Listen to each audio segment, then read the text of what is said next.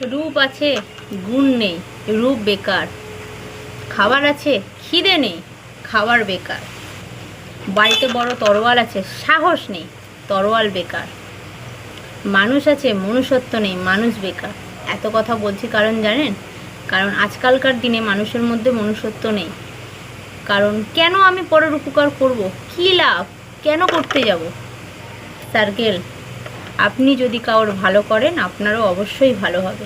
এইটা ভেবে কারোর ভালো করুন, দেখবেন। আপনি ভাবুন যে এটা আপনার ভালো হবে কোনো না কোনো দিক দিয়ে। আপনি কারোর ভালো করে যান, ঠিক ভালো হবে। কবে হবে, কিসের জন্য হবে, কিভাবে হবে, অত চিন্তা আপনার করতে হবে না। অত চিন্তা আছে তো করুক, সে করবে। বুঝলেন, মানুষের উপকার করুন। কারণ যখন আপনি মানুষের উপকার করা ছেড়ে দেবেন না, তখন মনুষ্যত্ব আপনার মধ্যে আর থাকবে না। আর মনুষ্যত্ব না থাকলে মানুষই বেকার। আপনি যে মানুষ হয়ে জন্মেছেন সেটাই বেকার হয়ে যাবে। এই কারণে বলছি, মনুষ্যত্ব রাখুন, মানুষের উপকার করুন।